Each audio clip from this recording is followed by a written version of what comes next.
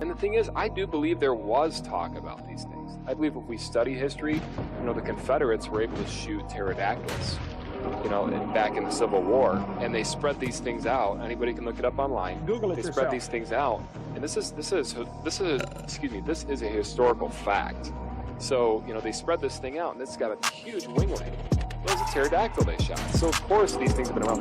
Now, they went extinct, obviously, slowly, but surely. And so, what I'm saying is Jesus wrote a dinosaur to work. That's history. It's in the Bible. How to Train Your Dragon. Historical facts. And if you don't believe it, do your own research. Pull up Google. You'll find the picture, I promise. Oh my god. Thank you, John Gleason, Godless Engineer, for gifting me this beautiful moment. Y'all remember when they tried to cancel Steven Spielberg for posing with an animatronic Triceratops animal rights activist? Back it up. Hit it from the back. Cloaca. Historical facts. Eat my ass, BP. You're down here bailing on the rest of us because you don't want to process your grief and shame like a normal person by drinking and mistreating strangers. No, Rick. It is you who must nibble my cloaca. Hey, just wanted to say you don't have to be a good person to get into heaven. You just gotta suck my and they spread dick. these things out. Anybody can look it up online. They spread these things out, and this is a historical fact. So, they spread this thing out, and it's got a huge winglet. It's a pterodactyl they shot. So, of course, these things have been around. Now, they went extinct, obviously, slowly, but surely. And so, Paul Bunyan was sharing some Funyuns with his pet velociraptor. Whoa. Oh, you thought it was an ox? Roll back the clock. Let me knock the socks off. Historical facts. I didn't cut out. You heard me. Are you a pervert or something? Okay.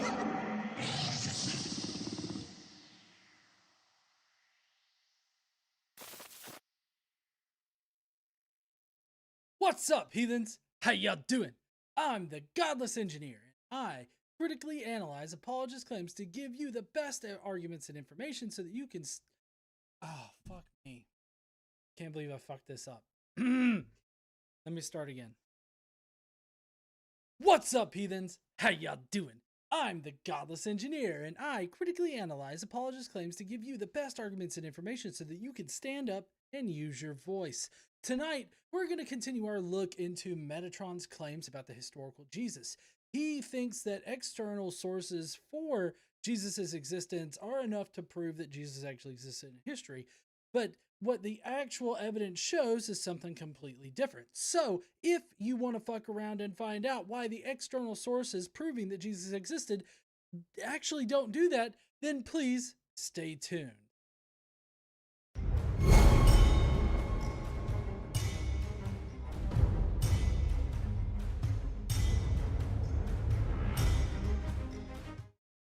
Alright, heathens, so we don't exactly have a full slate tonight because we don't have Josephus here. I wasn't able to get any content for him to react to really for, prior to the Metatron thing, but also the Metatron video is quite long. It's nearly 14 minutes, so we're going to need all that time to get into it. So he is passed out in his room with his blanket and, or blankie, I think he likes to call it, with his blankie. And so he's not going to be joining us tonight, but we do have some new stuff to go over, and then we do have some comments to react to before we get into the actual show here. So if you would like to support us here at Godless Engineer and help keep the lights on as it is, and help us continue to keep doing good in the community, bringing people together, building the community up, then definitely become a Skeptic Mafia member by hitting that join link down below, or you could send a super chat just like Limited Light has already done in this stream. It would help us out immensely, and I will also interact with all of your comments and questions and everything like that. If you find that you have something that you really need to say about whatever topic we're currently discussing, you can send a super chat and you will get your own comments, your own thoughts worked into the live stream for eternity. So, with all of that said, I hope that you guys are ready for... We got a new member! Not a new member, but a member chat. So you get a very if you're a member and you do your free member chat, you get that kind of thing. Caitlin Chloe says, all my love for your very first channel member. Yes, you were my first channel member, honey. Thank you so much. She's been a member for 81 months. So, all right. We are going to be getting into the news tonight. I hope that you're as ready as I am.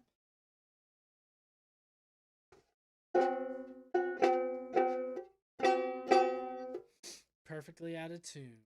Right. Looks like there are a few people watching over there on Instagram. They're watching the vertical feed. Hey, everybody on Instagram that might be. Yeah, I'm dual streaming over there on Insta, even though like nobody watches me over there. I still feel something. All right. I hope you're ready for the news, because I am. Well, it's not exactly set up appropriately. We'll get there. Anyways, time for the news. Today I learned some shit that I really wish wasn't true.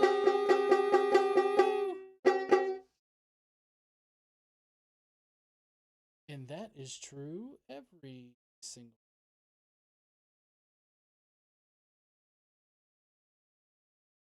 Oh yeah, did he comment? Okay. Sorry, I can't see that on the interface. I can't see. I see who's joined, but there's only 3 people, and like more than 3 people have quote unquote joined. So I don't know who else is there. Anyways, let's see. Hold on. My camera.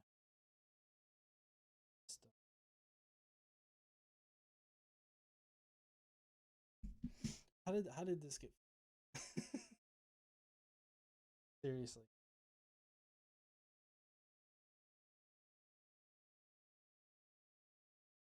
Okay. Professionalism with GE is correct. I gotta redo my camera shit. Okay. Because it's fine on the vertical, but I was not centered up and everything like that. Okay, let's get on over here.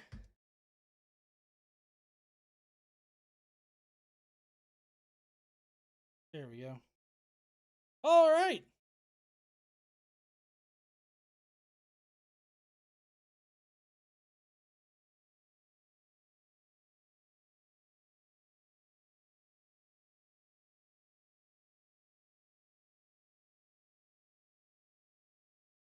Okay. All right, I had all of this set up before. I'm not sure why it...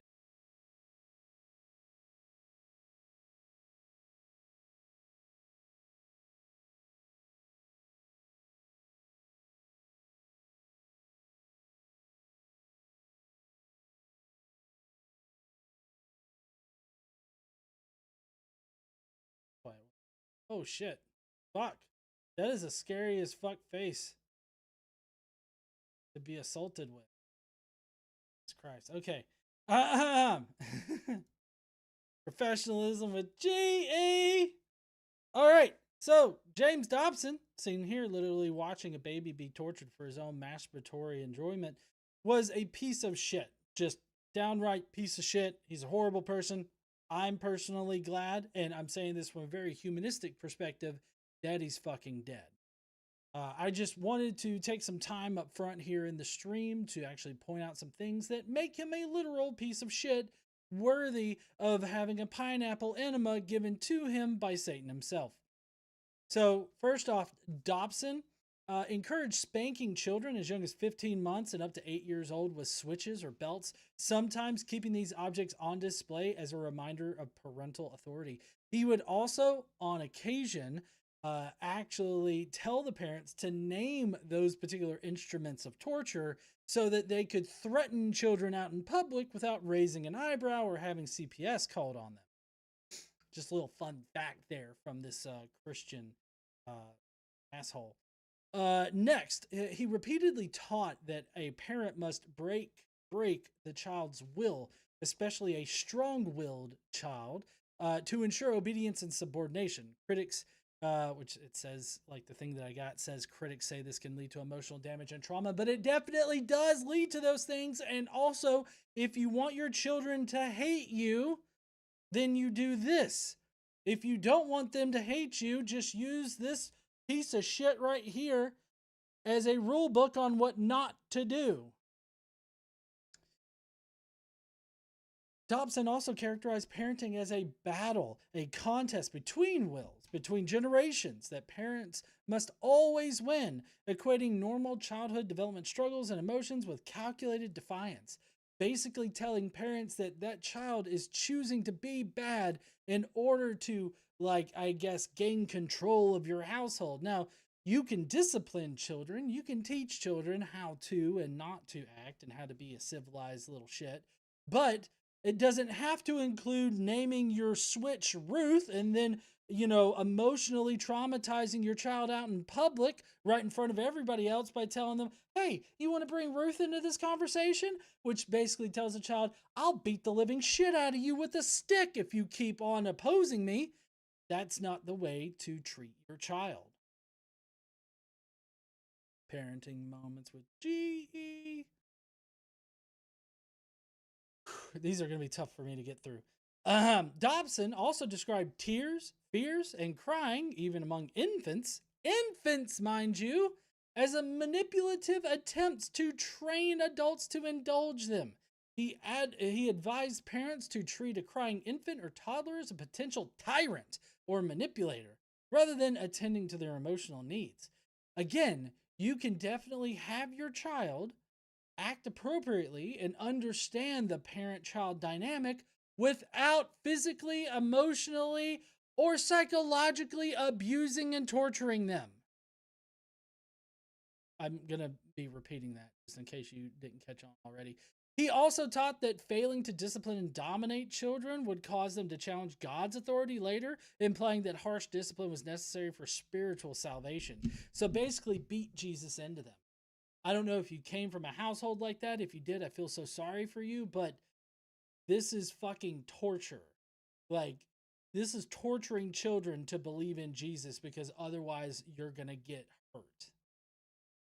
Dobson also recommended that parents rate their children's attitudes daily and adjust punishment and rewards accordingly, including extra swats with a belt for a low score. It's like, hey, Timmy, you only came in second today. So, or you came in with a score of 2, rather. So I guess that means 8 whacks with Ruthie over there. In the Strong-Willed Child, that's one of his shitty books, Dobson compared a strong-willed child's defiance to that of a rebellious dog needing training. He literally refers to children as a pet that you have to train by physically beating them. If you're a Christian watching this and this is abhorrent to you, good. But you should understand as well that this is like something that's baked into your faith, into your teaching. Maybe not your particular interpretation of your faith, but your faith, just as it reads, definitely teaches this thing, because you think this piece of shit just pushed this on so many people using Jesus without it being in the Bible? I don't think so. Dobson also cited and endorsed conversion therapist Joseph Nicolosi's suggestions, such as fathers bringing young sons into showers to teach them about male anatomy and gender role. Oh, but we're going to get to a comment later where somebody complains about Biden smelling a child or something like that. Meanwhile, this shit is actually something that a Christian preacher is telling parents to do with their children. Go on ahead, put your dick right in your kid's face and be like, this is a dick, okay, son? In case you didn't know. Let's see. Dobson stated pain is a marvelous purifier, advocating physical pain as a tool for teaching submission and viewing it as a necessary part of parenting. despite research showing that it increases risk of psychological harm and perpetuates a cycle of abuse. So yeah, just in case you're wondering, if you were spanked as a child, you may think that you're fine, but for the majority of people, they are not fine. So the likelihood that you're actually fine is quite low. I'm not saying that you can't be fine, but more than likely you're not. And then finally, this will be it. Dobson sometimes recommended withholding affection after discipline or seeing any emotional reaction other than contrition after a spanking as a sign of further defiance to be punished again. I don't know how many times you guys have heard it, but if you were a child and you were upset, you were crying, and especially after your parent just struck you, did you ever hear, "Do you want some more of it?" or something to that effect? Because I heard that multiple times, and I can tell you right now that it was psychologically damaging, emotionally damaging to me. And that's why I've never at all ever done that with my son. I'm not going to psychologically damage him and emotionally damage him. So, fuck this piece of shit. I'm glad he's dead. Just saying.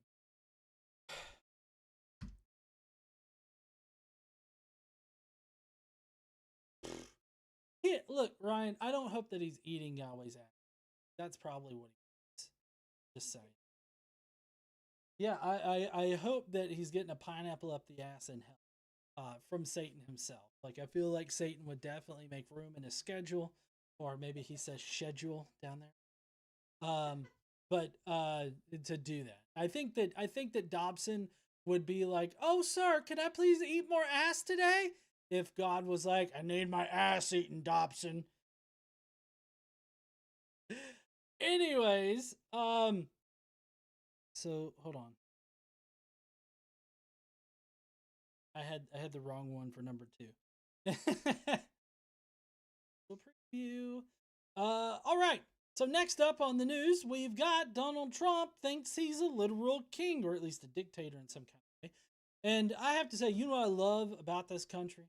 The breathtaking and mind-numbing arrogance of power-drunk politicians who think that the Constitution is some kind of suggestion box.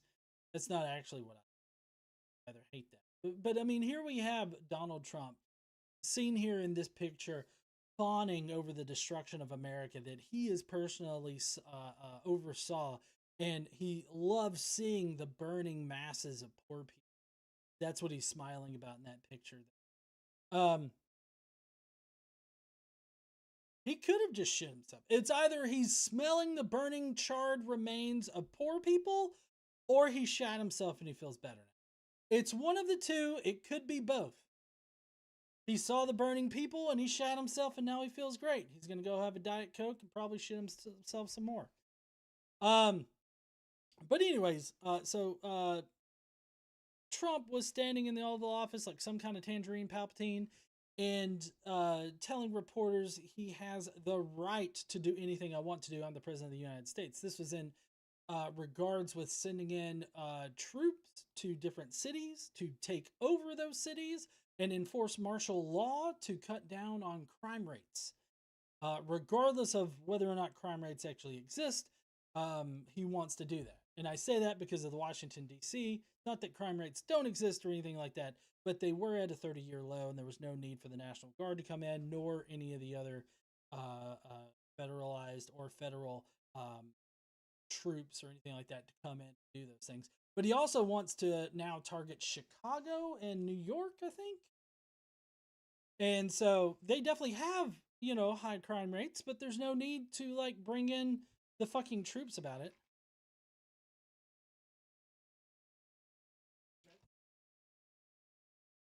Yeah, there are cities and red states that have higher crime rates than New York. So if he were to go after high crime rate cities, then he would be sending the troops to actually to red states and red cities that have high crime rates, higher than the Democrat ones.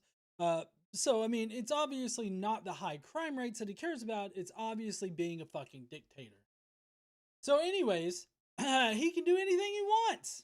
And holy shit, somebody get this man a copy of that dusty old document called the Constitution.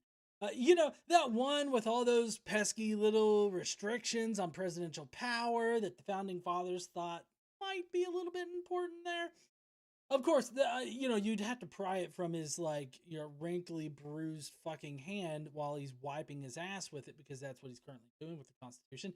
But hey, who needs checks and balances when you've got, quote, great common sense and you're, quote, a smart person like Donald Trump is? Because nothing says stable democracy quite like a leader who thinks being president means you get to play dictator dress up whenever the mood strikes you. And here's the beautiful, twisted logic that would make this, that would make his boy toy Kim Jong-un go ooh with joy. Trump's out there casually floating the idea that, quote, a lot of people are saying maybe we'd like a dictator, while simultaneously insisting he's not a dictator. He just wants to send federal troops into American cities to take over local police departments and ignore governors who disagree with him. That's all. That's it. He's not being a dictator, but you see, he's not a dictator. He's just a guy who thinks that he should be able to do whatever the hell he wants. Sorry. He should just be able to do whatever the hell he wants without that annoying interference from Congress, courts, or the Constitution. I mean, it's like saying you're not an alcoholic. You're just really, really enjoy drinking all day and can't function without that. The man has turned gaslighting into an art form. I mean, he wrote the book about it. It's called The Art of the Deal. He's basically saying, look, I know you think I'm acting like a dictator, but here's the thing. Maybe you want a dictator. I think that's what actually I heard. Ever think of that, smartass? Lots of them. Lots of black ladies with MAGA hats on are saying, please, Donald Trump, come out here, be a dictator. We love dictators. It's the political equivalent of, I'm not hitting you, I'm just aggressively high-fiving your face. Lizard, lizard, lizard, lizard. That's what it made me think of. But here's what really gets me about this whole clusterfuck. We're watching the normalization of authoritarianism in real time. And 1/3 of the country is cheering that they're like they're at a fucking baseball game.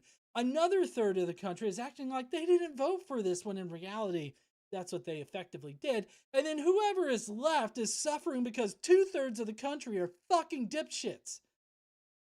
We've got polling that shows 74% of Republicans are fine with Trump being a dictator for a day, and 59% think that the country's problems could be solved if Trump didn't have to be concerned with Congress and the courts and, you know, the Constitution. Congress and the courts, you know, those institutions that exist specifically to prevent presidents from becoming dictators. Can you imagine if Biden had exercised the exact same kind of dictatorship that Trump is trying to do here? Republicans would be losing their ever-loving minds. Yeah, co-equal my ass. It's like saying your marriage would be perfect if you didn't have to worry about what your spouse thinks. I mean, these people have spent decades screaming about small government and states' rights. But the moment their guy wants to send federal troops into Chicago against their governor, against the governor's wishes, suddenly they're all about that centralized authority. The hypocrisy is so thick that you could cut it with a fucking chainsaw and sell it as freedom fries. We're living in a country where the president can openly muse about dictatorship on consecutive days, deploy masked federal agents to snatch people up off the streets, and threaten to ignore governors and courts. And somehow, we're still having a debate about whether this counts as authoritarianism. Jesus fucking Christ on a pogo stick, what is it going to take? Does this man need to start wearing a military uniform and goose-stepping around the White House lawn for no fucking reason? Or maybe on the fucking roof? To get people to recognize that he's trying to be a dictator while presenting himself as being not so dictatorish? If you're not a dictator, then why are you shaped like one?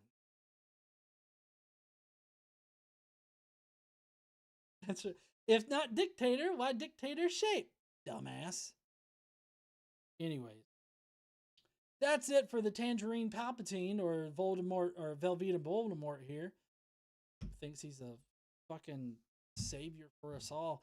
Now let's talk about something easier, and that's Christian nationalism. I feel like this isn't actually changing the subject. So Bibles in Texas schools. I don't know if y'all know, but they did it. The great state of Texas, seen here, worshiping Jesus' dick, land of the free, home of the barbecue, and apparently now the proud sponsor of Jesus in kindergarten, has officially approved their shiny new Bluebonnet learning. And what a beautiful name that is, isn't it? It's so beautiful. It's big, it's beautiful, like my big one beautiful big bill, or whatever the fuck that's called. It's gonna kill you all, except for me and my friends. Anyway, sorry, I did an ADHD tangent there. Bluebonnet learning sounds like a nice little flower shop where you'd go to buy daisies and learn about photosynthesis, right? But no. This is where little Johnny goes to learn that the golden rule comes straight from the mouth of Jesus Christ himself, with a tiny footnote just, out there so that nobody's really worried about it, that says, oh yeah, Buddha said something similar 600 years ago, but let's not get hung up on details. Now, here's the genius part of all this. It's optional. You see, they can't just ram Jesus down your throat anymore. That would be unconstitutional. No, we have to hide behind a facade now. So instead, they're dangling a nice, juicy $60 per student carrot in front of the cash-strapped school districts. Hey, you want some extra money? Just teach a little Susie about the Sermon on the Mount during reading time, and we'll cut you a big fat check. It's like a spiritual protection racket. Nice little school district you got there. Be ashamed if something happened to your funding. And the beautiful dance they're doing around the First Amendment. Oh, we're not establishing a religion, they say. We're just teaching about religion. Cultural literacy and that kind of shit that we don't actually want to see. No, it's definitely not DEI. It really isn't, because it's not diverse, it's not equitable, and it's not including anybody other than, straight white Jesus. But sure. Sure. And I don't eat cheeseburgers. I just enjoy engaging in bovine consumption appreciation. That's what we call it now. I mean, don't say stop eating cheeseburgers. You need to say, quit being a bovine consumption appreciationist, you bigot. The curriculum features more lessons about Jesus rather than any other religious figure. More Christian Bible content than any other religious text. And hey, they threw in a paragraph about Islam and Hinduism, so it's totally balanced, right? It's just a little off to the side. You don't even have to read it. You know what? In fact, just focus on Jesus. Sorry, excuse me. Sweet, the artificially sweet tea can burp on. My favorite part of how they handle the golden rule part of this, though, is that they teach kindergartners that Jesus said, "Do unto others as others would, as you would have do, blah blah blah blah. Do unto others as you would have done unto you," in his Sermon on the Mount. Then they mention, almost as an afterthought, that Islam and Hinduism have similar teachings, but they conveniently forget to mention that Buddha was preaching this exact same message 600 years before Jesus. Was it even a twinkle in Mary's eye? But why let historical accuracy get in the way of, Christian nationalism? I mean, other religions were put there by the devil, right? It's totally not a thing. Just don't worry about what the devil says, but that's what the devil says, is essentially how it's going to go. And the experts they wheeled out for this bullshit. Well, you've got religious studies professors saying that it's fundamentally flawed and makes erroneous or bizarre claims, this bluebonnet literature. So you've got Jewish grandmothers pleading, please, don't let the government teach my grandchildren to be Christians. You've got seminary students, actual seminary students, saying that this crosses the line from teaching to preaching. But don't worry, because they also had supporters who testified that merely reading some Bible passages will not lead one to conversion. Well, there's a ringing endorsement for your religious education program. Don't worry, it probably won't work. Oh, man. Now let's talk about this $60 incentive. In a state where teachers are begging for supplies and school buildings are falling apart, suddenly there's money raining from heaven like manna, out of a bug's ass. And that bug just happens to be Jesus. But it's only if you agree to sprinkle that little bit of Jesus into your lessons plan. It's like a divine stimulus package, except if instead of helping the economy, you're helping kids learn that American civic society has always acknowledged religion, specifically one particular religion that happens to dominate Texas politics. And what the real kicker is in this situation? This whole circus is happening while they're simultaneously banning books, removing diversity programs, and mandating the 10 Commandments posters and expanding school discipline powers. It's like they're playing Christian nationalist bingo and trying to fill out the entire card in one legislative session. I'll take the government-sponsored religion for $60 a student. Alex? Hey, just wanted to say you don't have to be a good person to get into heaven. You just gotta suck my dick. What percentage, Limited Light says, what percentage of Trump voters do you think are low info versus truly supported him? Well, I think that they're both low info and they truly support him. But I also think that there are people that know exactly what was going to happen, and they convinced their low info audience to go along with it because the low info audience was fed false information to get them to support this bullshit. And now they fucked around. That's the fucking around part. And now they're finding out. And, huh?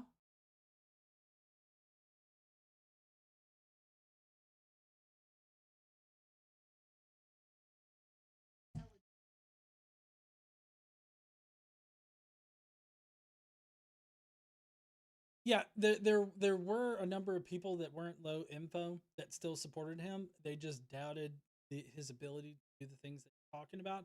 I guess that would be the people that thought that he was just trolling. Like those that are like, oh, he's just joking.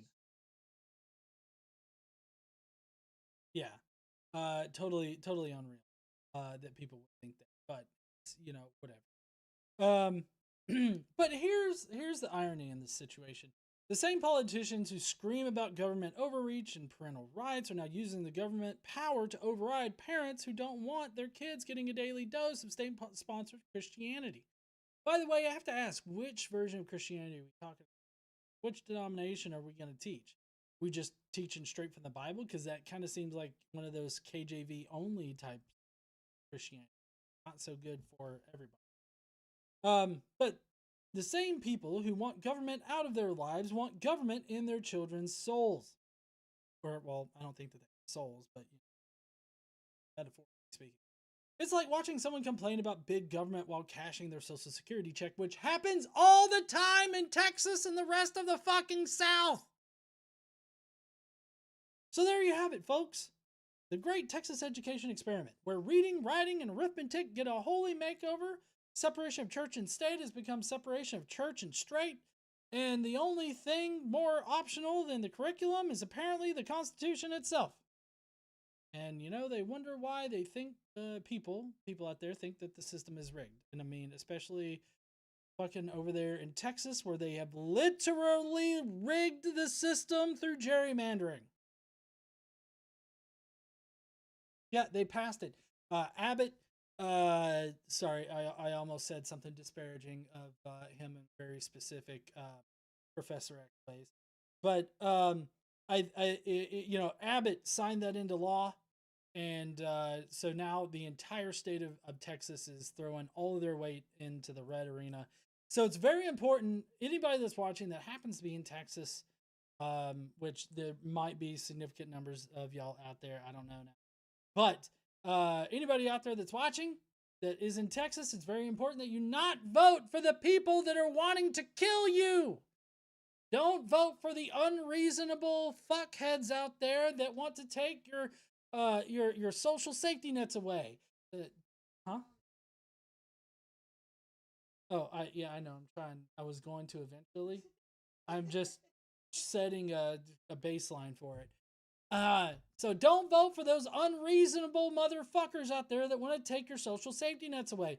Don't vote for the unreasonable conservatives out there that want to take food out of kids' mouths. Don't vote for the ridiculous fucking pachyderms out there that want to see poor people die. And that's what their votes, their legislation is going to cause people to die. Just here in Madison, Alabama, in Huntsville, like near the Huntsville area, they took fluoride out of their water system, out of the water in the pipes, the public waters. They took fluoride out. You know who that's going to hurt? People that can't normally get to the dentist easily. Poor kids, poor children are going to be most significantly affected. They are hurting poor people as well as everybody else with their votes, with their policies. Don't let these conservative maggot pachyderms out there actually ruin America like this. That's all I'm going to say. They fucking want to ruin everything. Anyways, that's going to be it. I know this is incredibly long for an opening section here on the news, but there's so much news to cover. There's so much I want to say about every single news item I can only pick through. But now we've got comments. Y'all ready for comments? I know I am, and I'm running this shit, so it's kind of regardless of how y'all feel right. All right, here we go. Comments of the day. Comments of the day. Prepare to face bomb yourself in the next week.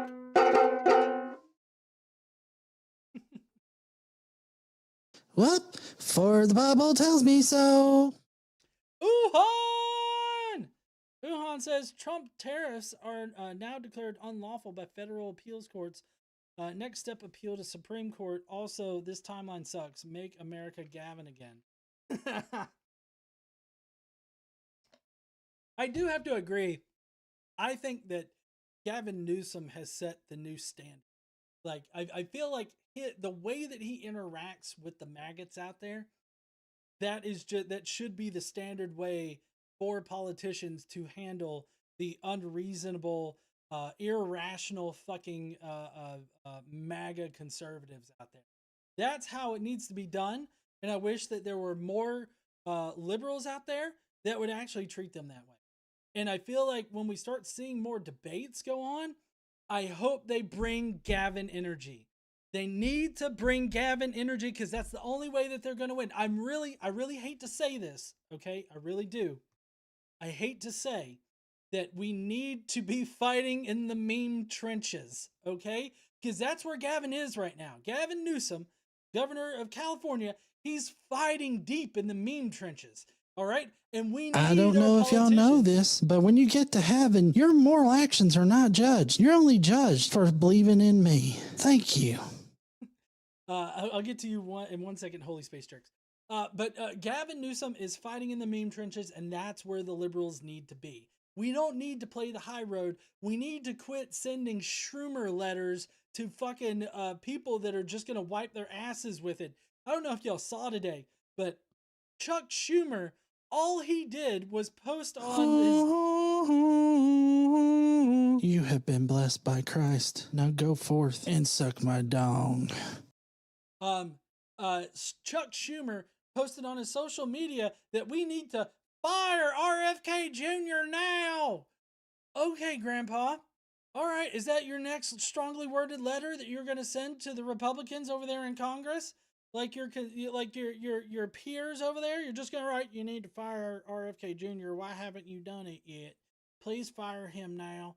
Like, is that what you're going to do? A strongly worded tweet or thread or Instagram post that's just like, fire this motherfucker. Oh my God! Chuck Schumer has spoken. We should all fall in line now before the real Schumer comes out. Let's see. Holy Space Jerk said, what's the difference between Trump and Jim Jones? Trump would have made them pay for the... Well, I mean, I don't know. I feel like technically those that drank the Kool-Aid definitely paid for the Kool-Aid because he worked them like slaves. They did not get paid. It was a communist, it was like a commune where everybody had to put in the work and everything like that. But they also had to like sign over all of their assets to them. So in a way they paid for it, but I feel like they definitely would have had to do something extra. Like, I don't know, lick his asshole or something, wipe his ass after he shits in it. Uhan says, bully the crap out of them, make fun of them. I mean, I've gotten to the point where I guess that's kind of what I do on my Facebook page. I'll post something that triggers the snowflakes out there, snowflake maggots, and they come on there, and I don't troll them and or bully them in the same way that they do, right? Because they're very out and about it, right? They're very explicit about their insults. My insults are well calculated and well thought out, and we'll see that here in a second in our comments tonight. I think that you'll get. Huh. Okay. Uhan's gonna be a daddy. That's sweet. That's awesome. Congrats there, Uhan. I think you're gonna be a great dad. And you know, keep us updated, man. I hope everything goes well. But I think that we're still friends on Facebook, so message me anytime you know, you want to talk or anything like that. Hey, dude. All right, let's get to comments. First up is Zesty Love, who says, keep repeating that to yourself. What you say means nothing. You probably overweight with mental issues and can't think for yourself. Femboy! Listen, I may be overweight. I may have some mental issues. I don't see anything wrong with being a femboy, though, okay? Like, I don't know why you gotta throw that kind of hate around at femboys. Like, there's nothing wrong with that. So like, it's like, and you're a femboy. It's like, do I look pretty? I look pretty to KC, and that's all I care about. If that makes me a femboy, then I'm femboy as fuck. No. Yeah, most would say I'm a bear. That puts a new meaning on, do you choose man or bear? And it's like, I choose bear.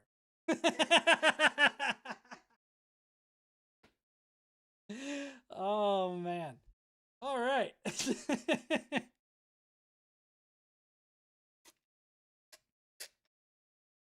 Okay, so that's it for Zesty Love. I don't have anything else to say. Like, he's trying to use the whole femboy thing as an insult. I get that, but I don't take it as an insult. So, like, you're just showing off your own ignorance there, bud. And to also denigrate people that struggle with being overweight or having mental issues, like, that's just fucked up, like, about you. Like, that speaks more volumes to, like, you than it does my own mental issues and my own issues with weight. So, I mean, I feel like, again, that just says way more about you than it does about me.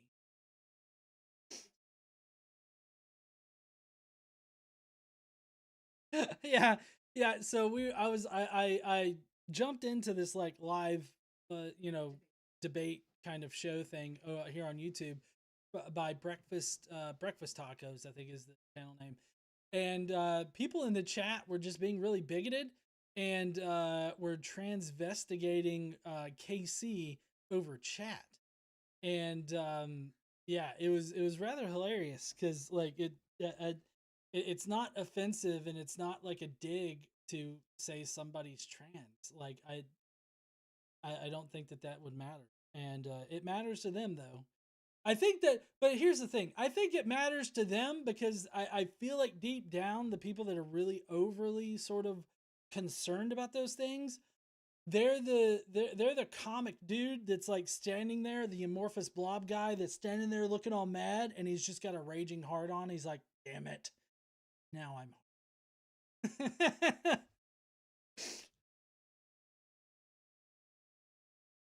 there it goes.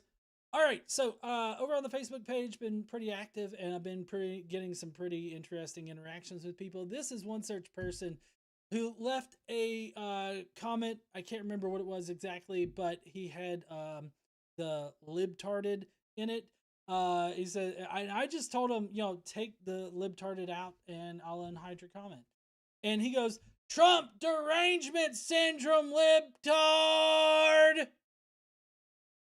And I'm just like, I'm not the one that looks deranged in this conversation. Because I feel like anybody just taking a look at this conversation, I'm not the one that's deranged just because I don't want you to denigrate people with like mental handicaps or learning disabilities. It's like, I feel like that's reasonable, but like yelling this at somebody in a private message to a page, to a public page, is like, you know, what the fuck? That's deranged. I'm not the deranged one in this situation, sir. Next is Ed McMillan, who says, are you people with your dumbass comments on here against America need to go to another country and act like that and see what the fuck happens to your bitch ass and your pathetic suck a dick?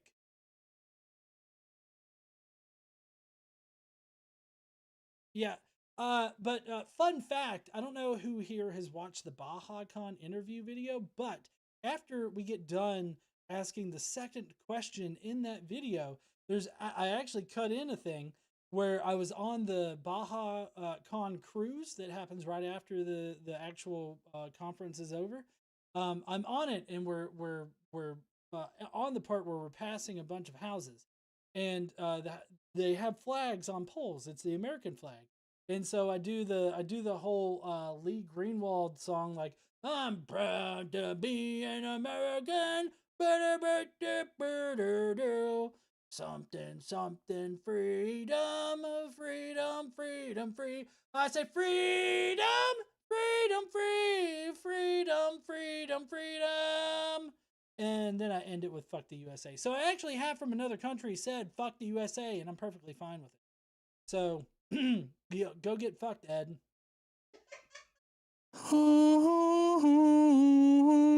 You have been blessed by Christ. Now go forth and suck my dong.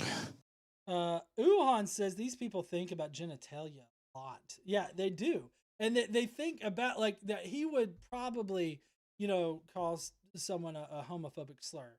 So like the fact that he thinks about telling people to go suck dick just makes me think that possibly he really just wants to go and suck some dick. Like, that's perfectly fine. Go suck some dick. You're free to go suck some dick consensually with another person. But don't sit there and throw it at me like it's a homophobic slur, okay, bud?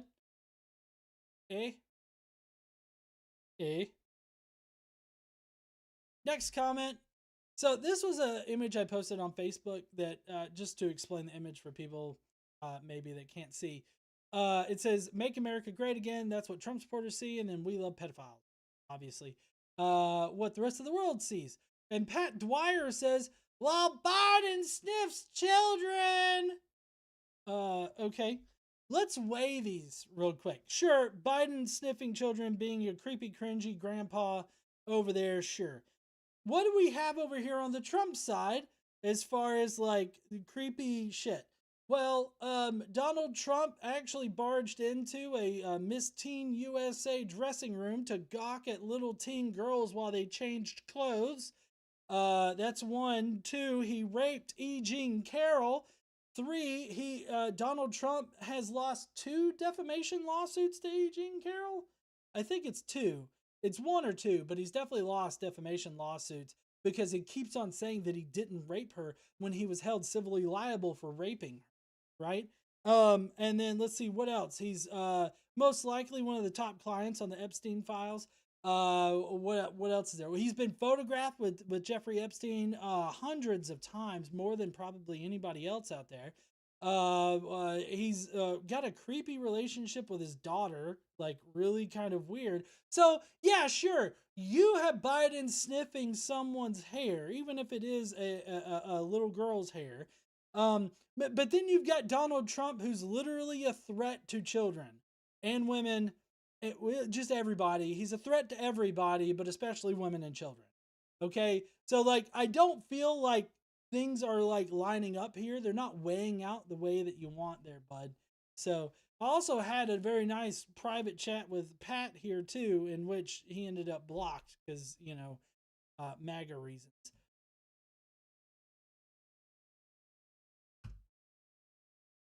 And then finally, we've got Tom Smith. And Tom Smith requires a little bit. I actually wrote up a pretty extensive comment in response to Tom here, which I am going to have to pull up and read myself because it was very comprehensive as far as, like, you know, refuting his statement here. So this is about the Department of Education, okay? Tom said, maybe, just listen to me, just maybe, the education department is the reason we rank so low in mathematics, science, literacy, and writing. Maybe destroying it will improve education. Well, destroying the Department of Education would end up sending whatever he thinks the Department of Education does back to the states, right? That's what he wants. Maybe the local governments can do a better job than the federal government. Well, not to burst your little fucking dumbass bubble there, but, excuse me. The U.S. Department of Education establishes federal policies on education and administers and coordinates most federal assistance to education and ensures equal access to education for all students. It also collects data, conducts research, and enforces federal education laws regarding privacy and civil rights. While the Department of Education sets broad policies and provides funding, the U.S. education system is largely controlled at the state and local levels. In case you needed that to be screamed at you. Where curriculum standards, teacher qualifications, and school funding decisions are made. The fragmentation combined with deep inequities in resources and access plays a much bigger role in America's mediocre global education rankings than the federal department itself. So essentially, the conservative solution will only exacerbate the issue because the poor rankings are because education is controlled at the state and local levels. It's that bad because of the state and local levels, the disparity in those two, between each state and within the state itself. You dumbass. That's right, you stupid ass motherfucker. Get some education. Never mind.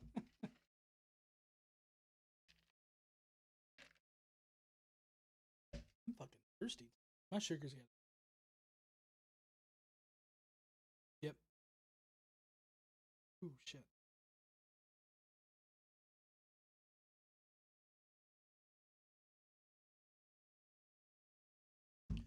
Okay.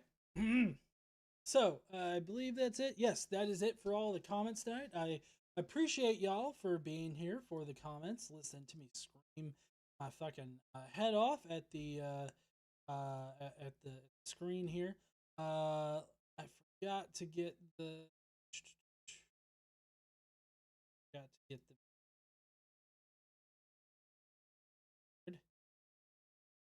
Gotta bring. Yeah, I could. Not much.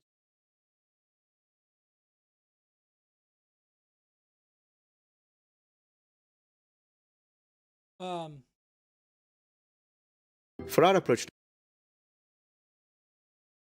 All right. Sorry, everybody. I gotta get. That I have to make.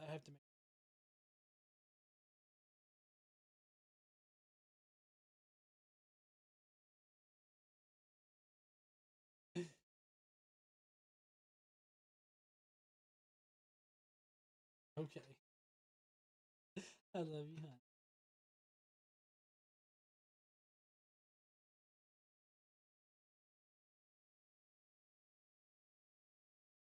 hon. All right. So, let's get on over here. Oh, just so that you guys know, I meant to mention this earlier when we were going over the news stuff.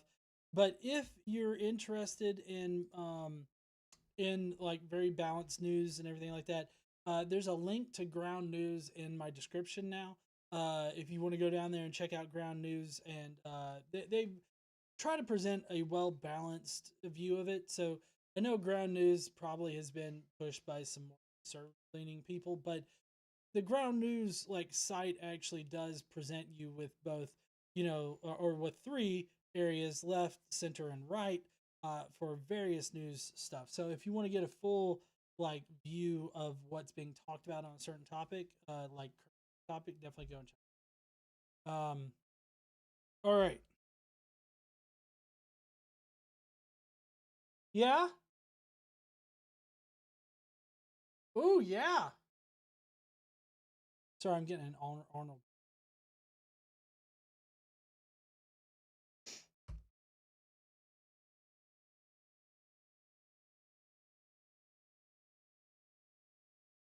Apparently, all my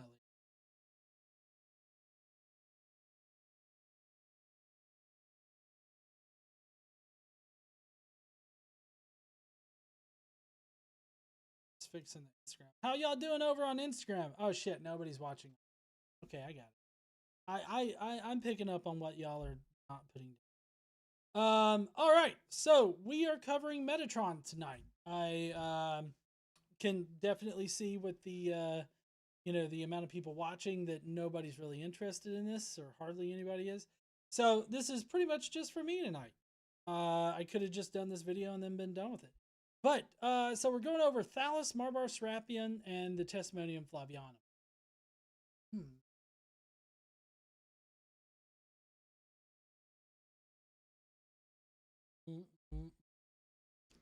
I don't know why I can't say that name. At least I don't talk about his dick like Trump does. Anyways, so we're going to be going over Thallus first, then bar-Serapion. All right, Metatron, what do you have for us? This is all bullshit. Maybe I should give you guys like a little, you know, catch up kind of thing. So the last time we went over methodological framework, empirical evidence, and independent sourcing. I don't think that we got to contemporary sources. I meant to make a video about that, but I'll have to do a different video, or I'll still have to make a video going over contemporary sources. Excuse me.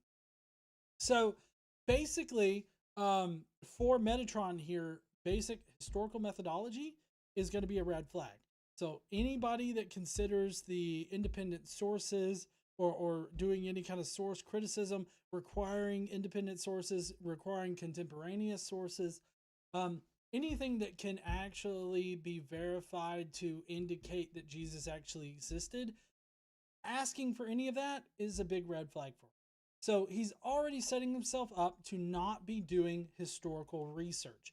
What he's doing is he's presenting us with his propaganda about history. And that's essentially what he's going to continue doing here. He's going to present with no real evidential basis why the critics of these sources are wrong. He's also going to misrepresent who has problems with these sources. So let's go on ahead and dive into his problematic external sources. For our approach to be diachronic, we should begin with possibly the earliest mention or reference to Jesus. Now, this is an indirect one related to a citation by Thallus, a Greek language historian from 52 BC. Thallus is quoted in a fragment of the History of the World by Sextus Julius Africanus, who wrote instead between the 2nd and 3rd century AD. So, right off the bat here, he's saying, well, we got this thing from Thallus. But really, that's just Thallus that's regurgitated in Julius Africanus from the 3rd century AD. He said 52 BCE, but I think that maybe he's talking about when maybe Thallus was born, although I don't know how we can know that. But in any case, we're already talking about somebody, like if Thallus was living during the time of Jesus, he would have been incredibly old for one, but for two, if Thallus was living in 52 BCE, that doesn't necessarily mean that Thallus was in the area to be observing it. But let's see what he has to say. Read, open quotes. The most terrible darkness descended over all the earth. The stones were broken by an earthquake, and much of Judea and the rest of the region were disturbed. Thallus, in the third book of the Histories, defines this darkness as a solar eclipse. As for me, this seems inexplicable. Close quotes. According to several patristic scholars, the eclipse reported by Thallus, which another classical author, Phlegon of Tralles, refers to the reign of Tiberius, the second Roman emperor after Octavianus Augustus, and it would coincide with the darkness reported in the Gospels concurrent with Jesus' crucifixion. Right. So basically, what he's saying is that this author, which I want to say. I can't remember. I know Julius Africanus talks about Thallus, but I want to say that it's like, because I remember this specifically. It's tiered. It's not just Julius Africanus repeating what Thallus says. It's Julius Africanus repeating what Phlegon says about Thallus. So there's Thallus would be the first hand, Phlegon would be second hand, Julius Africanus it would be third hand. 1, 2, 3. So you're telling me this is 3 sources, 3 people, 3 levels removed from the actual person. And so we don't even know if this is what Thallus actually wrote, or even if Thallus was a real person in the first place. It could have been a made up, historian or something. We would need to do further source criticism into that area. But it's 1, 2, 3 people removed from the source of it, right? But also, if you think about it, 52 BCE, right? You've got 50 years, then another 30 years, that puts it at 80. And I'm not sure when they are reporting that Thallus is being written, but apparently this is supposed to be a contemporaneous account when Thallus was like 80 years old writing shit down, apparently.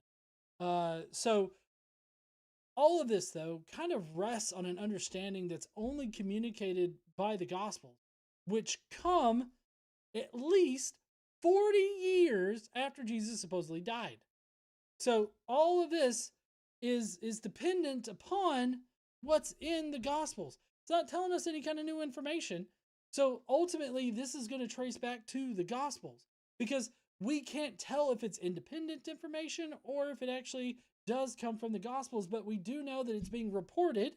The only extant version of it that we have is being reported after Christianity was established, and definitely after, the Gospels were written.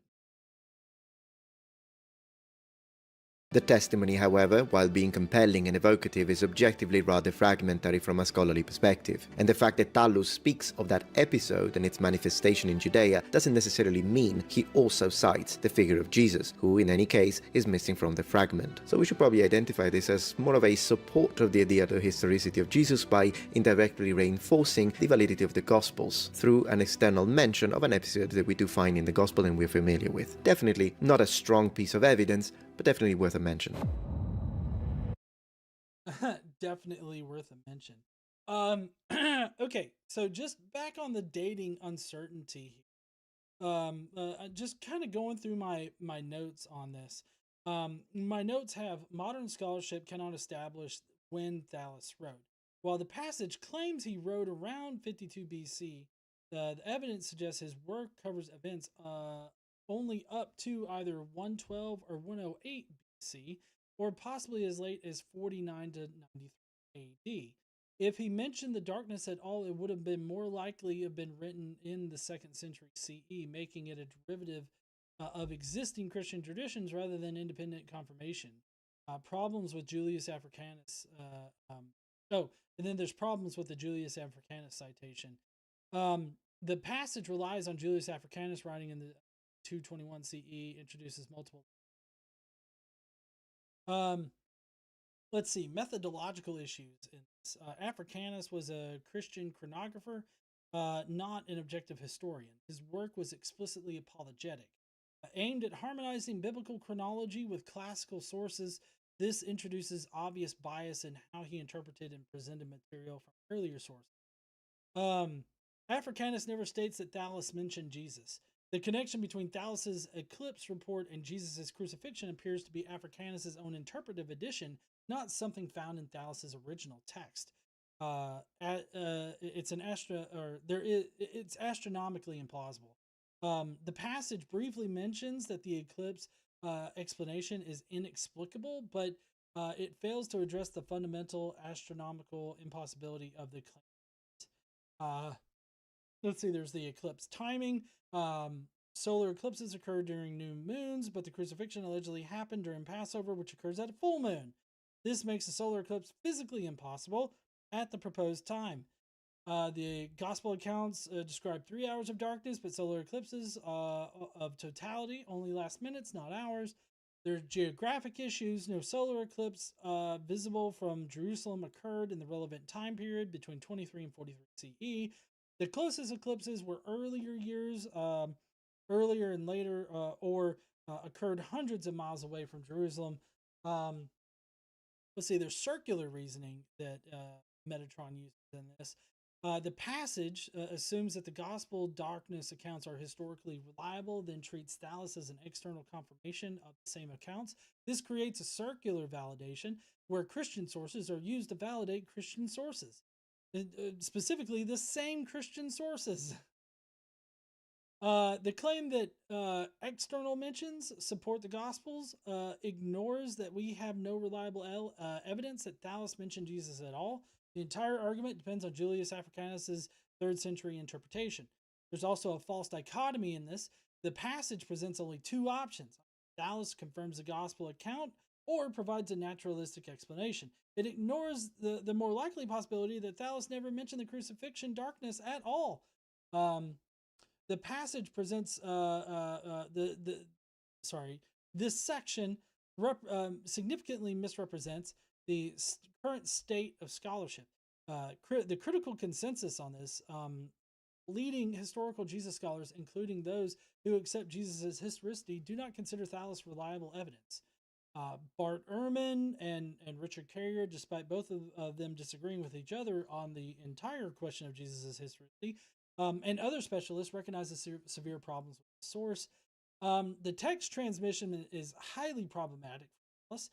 We have the supposed Thallus reference only through George Sincellus in the 9th century, quoting Julius Africanus in the 3rd century, allegedly quoting Thallus. Okay, so yeah, sorry, I was totally misunderstanding the Phlegon reference there. So it was George Sincellus, however, in the 9th century, that was quoting Julius Africanus in the 3rd century, who was allegedly quoting Thallus. So it's still like a 3-tiered thing there.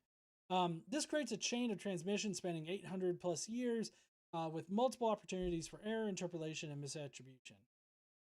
So, yeah, it's basically fucking really bunk.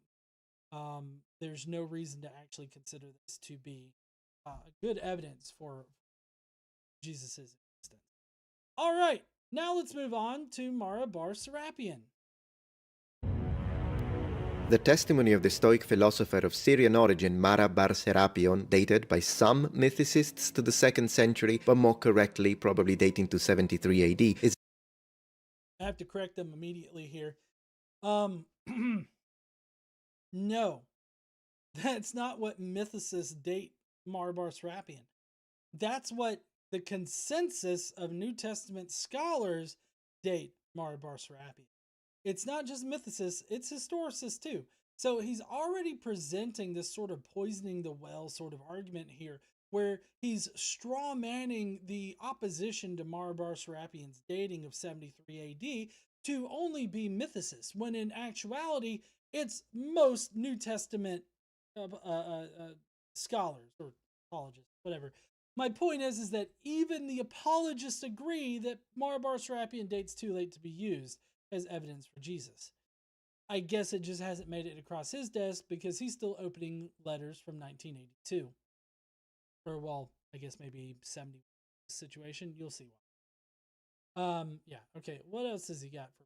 It's definitely a much more relevant piece of information. It reads as follows, open quotes. What advantage did the Athenians gain from killing Socrates? They received famine and death. Or the inhabitants of Samos for burying Pythagoras. In a moment their entire country was covered by sand. Or the Jews for killing their wise king. From that time their kingdom was taken from them. Now this reference is generally interpreted as to mean Jesus, the wise king.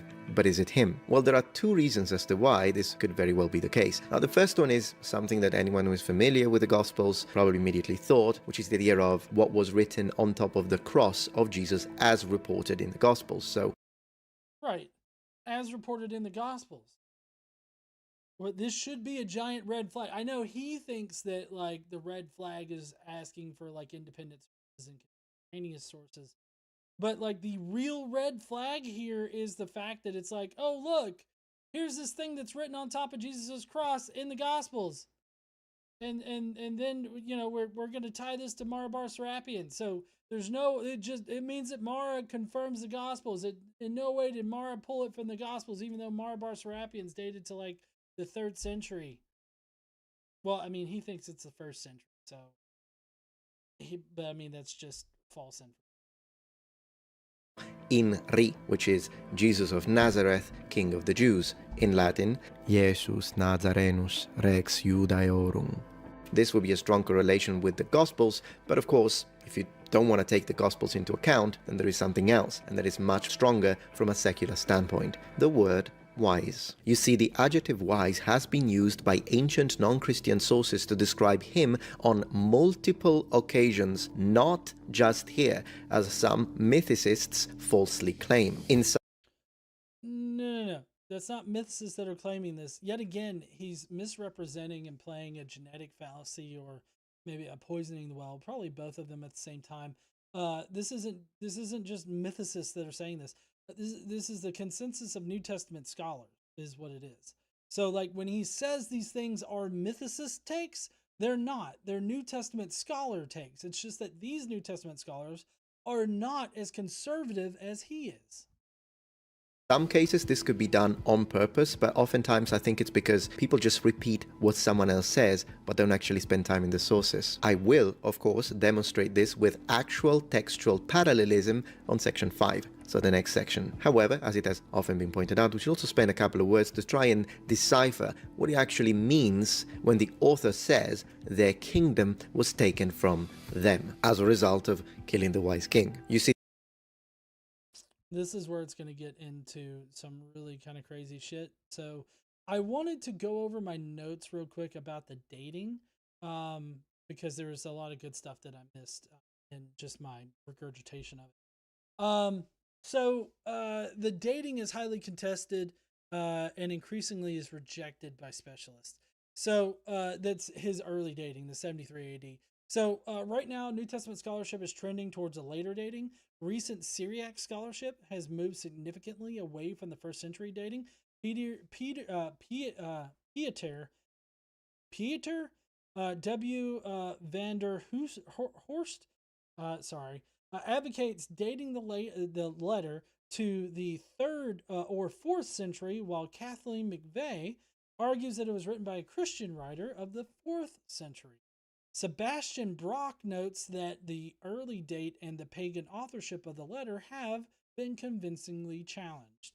So when he talks about mythicists rejecting the early date, it's not.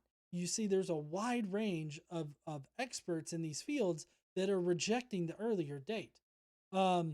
So Catherine Chin's detailed analysis demonstrates that the letter is likely not a genuine historical document at all, but rather a Greek rhetorical exercise.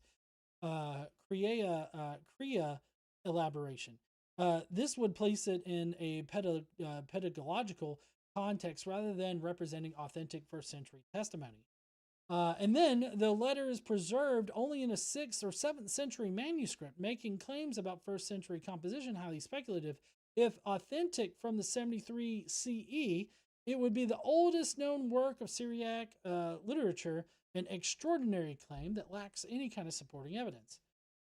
So there's obviously a lot of problems. Now, he's going to get into something that he is just so wildly wrong about. If he has experts that help him craft these videos, they're fucking sad, and they're taking him for whatever money he's paying them. the problem with that is that the kingdom of Judea had been taken from the Jews before Jesus' death, which would create a strange contrast in this. Unless, as a possible different interpretation, Mara was not referring to the initial Roman occupation, but was instead referring broadly to the sack of Jerusalem in 70 AD. The latter would indeed be quite close to him chronologically. Is it really talking about the Roman occupation, or is it talking about the rather disastrous event of the sack of Jerusalem, and creating a link, similarly to the previous statements, with Socrates and Pythagoras as a sort of causal link? You did this, and then this is what happened. If we compare...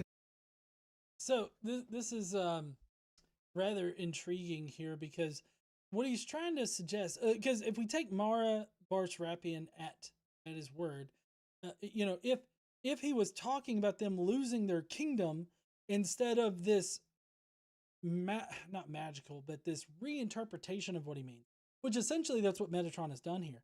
He's changed what Mara bar-Serapion said into what works for his interpretation.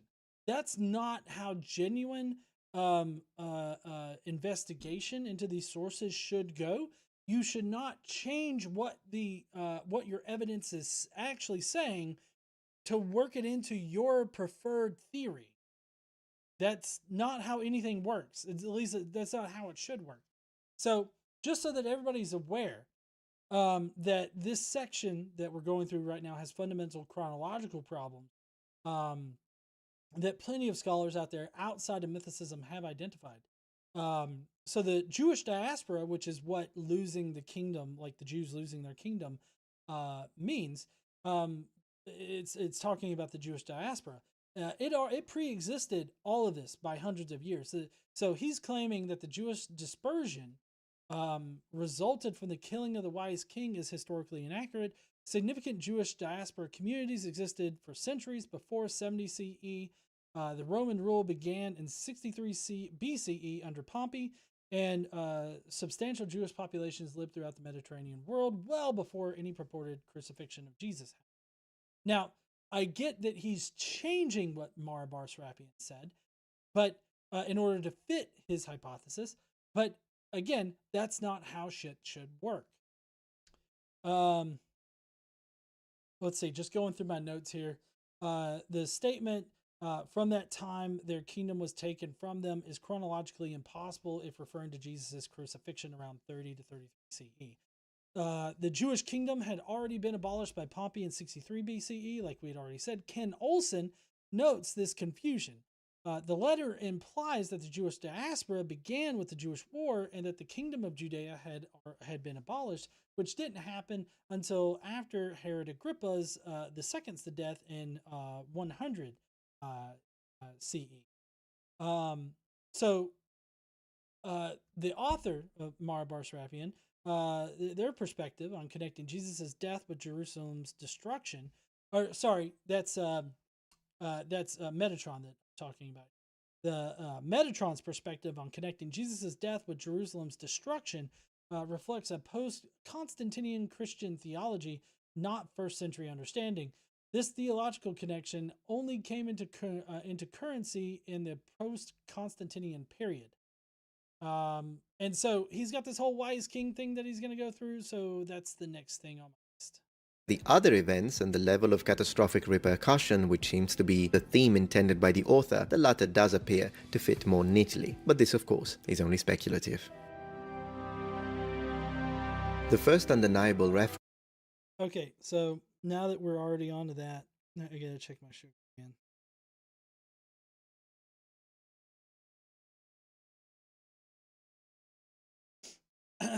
All right. So there were a number of problems with his Mara bar-Serapion summary there, and he uses a lot of fallacies and just unsubstantiated assumptions. Like the text never names Jesus explicitly in Mara bar-Serapion.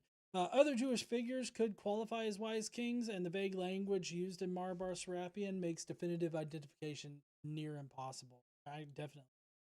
The connection between Jesus and the King of the Jews as supporting evidence assumes the Gospels are reliable, which we know they're not. This creates a circular reasoning argument. Non-Christian sources would not necessarily use Christian theological titles, so that's one red flag that you can put in your box there. And then as Chin, as we mentioned earlier, demonstrates, the wise king reference fits patterns of generic historical exempla common in rhetorical exercises. Ancient educational literature regularly used vague references to wise figures without requiring specific historical identification. And so on to the fallacies that are used in this. The passage uses gospel accounts, as far as bar-Serapion goes, uses gospel accounts to validate the wise king identification. And then Metatron treats this identification as independent confirmation of the gospel reliability. This creates that closed loop that we were just talking about, using Christian sources to validate those exact same Christian sources. He also claims that this is definitely much more relevant piece of information, which ignores the fundamental uncertainty about the bar-Serapion's authorship, genre, and historical reliability. And then he commits cherry picking fallacies. This section presents only arguments supporting early dating and Jesus identification while ignoring substantial scholarly criticism. Robert Van Voorst, despite accepting Jesus' identification, notes that Mara's letter says more about Christianity than it does about Christ. And then finally, he assumes authenticity. The entire analysis that Metatron gives here assumes that the letter represents genuine first century testimony rather than engaging with the evidence suggesting that it's a later pedagogical composition. So essentially, Metatron is just foregoing all of the critical work done on dating bar-Serapion to the 3rd and 4th century and just putting all of his eggs in the basket of a 1st century dating and assuming that it's independently justifying the gospel information when it's really not. So he mischaracterizes the entire position, as I've already noted. This is not mythicist or fringe. The critique of this source comes from mainstream historical scholarship and is not just mythicist in its position. Leading Syriac specialists question both the dating and authenticity. So rather than scholarly consensus supporting an early dating, there is an active debate with momentum driving it toward a later dating. The passage presents contested positions as established fact. And then finally, Metatron ignores literary analysis. Contemporary scholarship emphasizes the letter's literary and rhetorical context rather than treating it as a straightforward historical testimony. So basically, the bar-Serapion reference exemplifies problematic apologetic methodology and ignores contemporary critical scholarship. This particular source suffers from uncertain dating, possible non-historical genre, chronological impossibilities, vague non-specific references, and circular validation.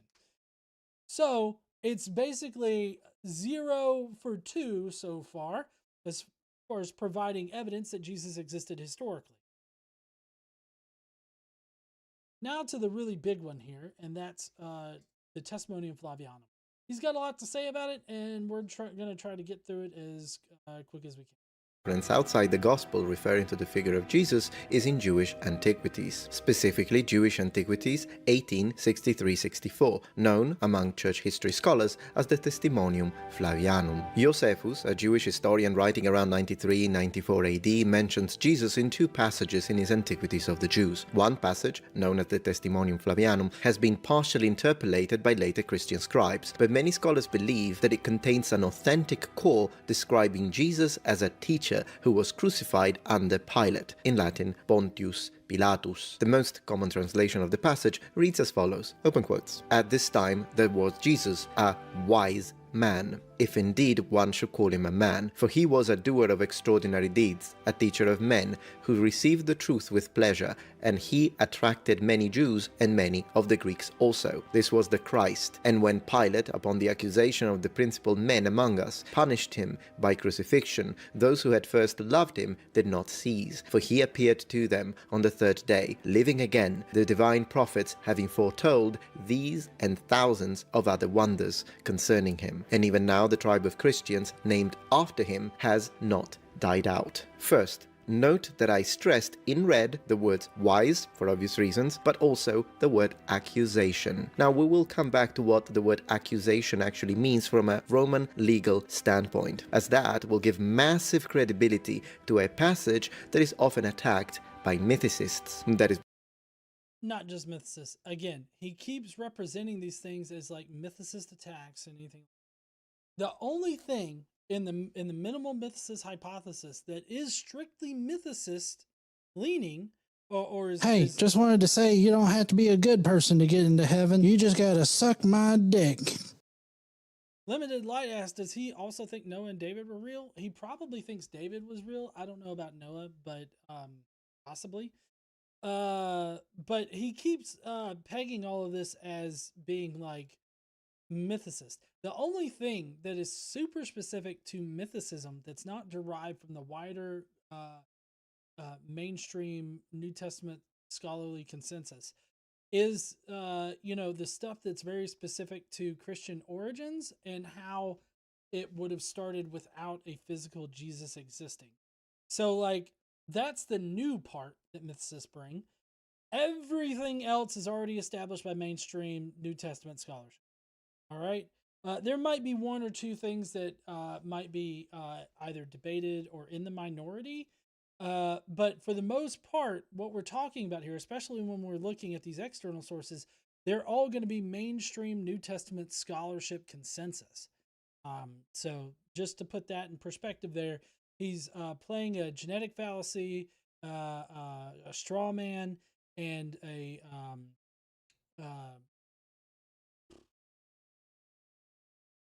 it's the other one that's with the genetic fallacy. Poisoning the well. He's also poisoning the well.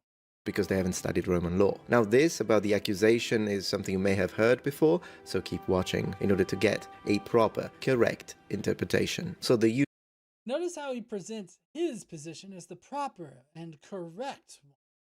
When history is the only thing that I would really consider proper and correct would be good historical methodology. There's an obvious proper and correct way to do history, but I would say proper and correct historical facts are not how I would present them. I would present them as these are the facts as we know them currently, as the current evidence supports, by using the the best historical method that we can use right now in order to glean what happened in the past. That's how I would present. Normally I'd just say, no, it was probably like this. Like I usually pare it down to like, I use probabilistic language in order to discuss these things because that's all history is. It's doing probability as far as what most likely happened in the past. And so to present it as if in a dichotomous way, false dichotomy, of my way is proper and my way is correct, and any other way, any other facts are not correct, is presenting it in a very black and white kind of way. Also, I have perfect pause game tonight. He's like, oh my God, this asshole is responding to me again. You too will know how to defend it. But let's focus on the first red word, wise. Okay, like he's going to focus on wise here, but as we've already stated in this review already, the word wise isn't specific to like anybody in particular. You can call somebody wise, and in these types of documents back then, vaguely referring to somebody as wise or vaguely naming somebody as wise was a common thing. First wise king, now wise man. It is possible that wise was indeed a descriptive term commonly used to refer to him, and you will see that it will come back again. Now, the Testimonium Flavianum is valid, however, it's a problematic contribution. So, it says it is valid. We're going to get to that here in a second. But the wise man argument that he's trying to tie in here, it's a specific kind of fallacy called false relevance. The document's primary defense, sorry, not the document like Testimonium Flavianum, but Metatron here. His primary defense involves demonstrating that Josephus used wise man to describe Solomon and Daniel. However, the argument commits the fallacy of false relevance.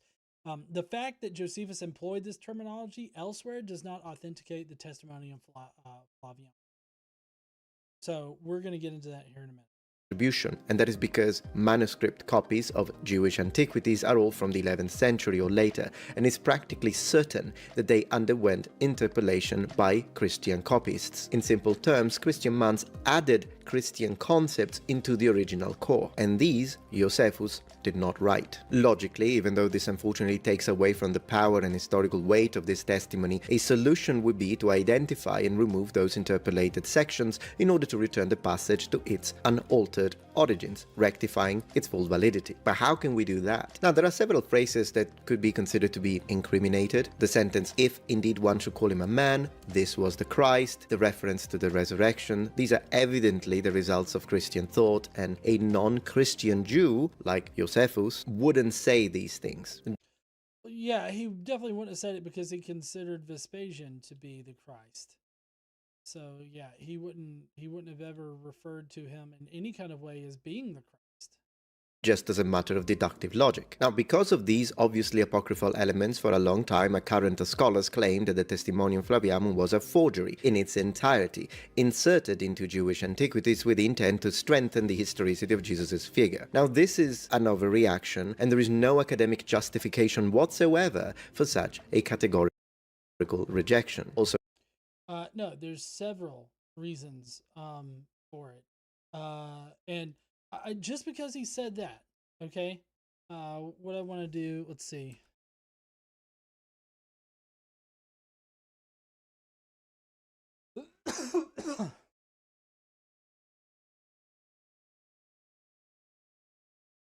Hold on. I've got this written up. It's something that I read often when it comes to this. Yeah, here we go. Okay, so obviously what I'm going to bring up here is probably the most scholarly cited, or well, not my words aren't cited, but like I cite a lot of scholars for this. This just goes to show how well established through evidence, like the evidential establishment.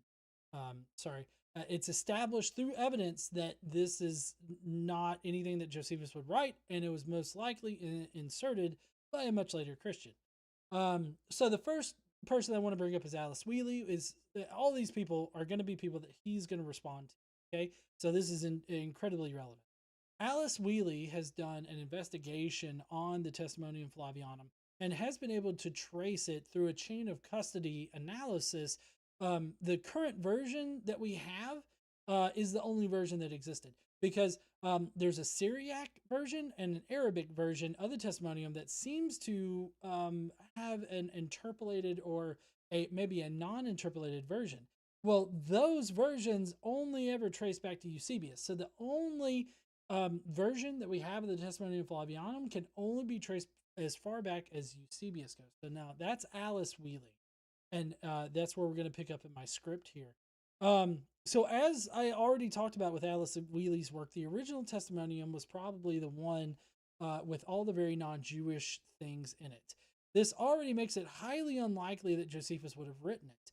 You can also look at Paul Hopper in A Narrative Anomaly in Jesus, where he establishes, one, that the Testimonium Flavianum uses finite verbs differently than Josephus.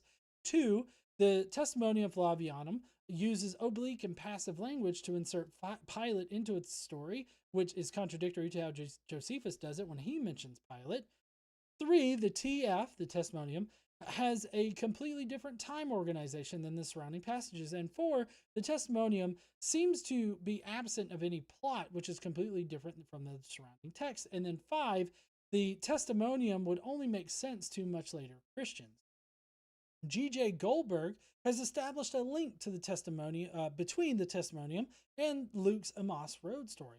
There are 19 parallels between both works. It's not just the fact that these parallels exist, but that they exist in the exact same order in both works. This makes coincidence highly unlikely and dependence very likely. Ken Olson has established several parallels, both in language and content, between Eusebius's writing and the Testimonium. This coincides with the fact that the Testimonium seems to pop into existence right around the time of Eusebius. Louis Feldman has also concluded that a Christian like Eusebius is most likely the author.